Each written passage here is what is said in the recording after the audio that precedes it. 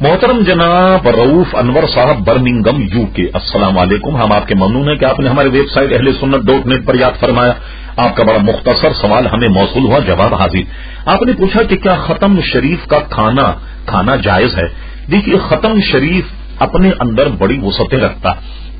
مثلا نبی کریم صلی اللہ علیہ وسلم کے لیے بھی جو نیاز دلوائی جائے، ظاہر ہے کہ اس کو بھی ختم شریف کہتے ہیں. 11ویں شریف بزرگان دین سے متعلق کوئی فاتحہ ہو، اس کو بھی ختم شریف کہتے ہیں. بزرگان دین کا یہ کھانا جو ہے یہ بلا شبہ تبرک بھی ہے اور جائز. اعلی حضرت فاضل بریلوی رحمۃ اللہ علیہ نے فتاوی رضویہ میں جو اپنا موقف پیش کیا وہ یہ ہے کہ عام آدمی کا جو تیجا 10واں اور 40واں ہوتا ہے تو یہ کھانا طمع کے ساتھ، لالچ کے ساتھ اس کھانے کو اعلی حضرت فاضل بریلوی نے منع فرمایا. اس میں نقطہ یہ ہے کہ یہ وہ کھانے ہیں جو غریب کو کھلائے جائیں. ظاہر ہے کہ غریب کھائے گا تو وہ دعا دے گا.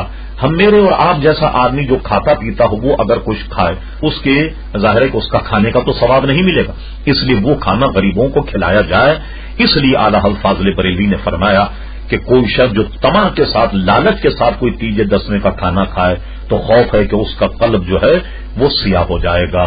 آپ کے یہاں برمنگم یا امریکہ وغیرہ ظاہر ہے کہ یہ کار دارت کے آپ غریبوں کو کہاں تلاش کریں کہ جو تیجے اور 10ویں کا کھانا کھائیں.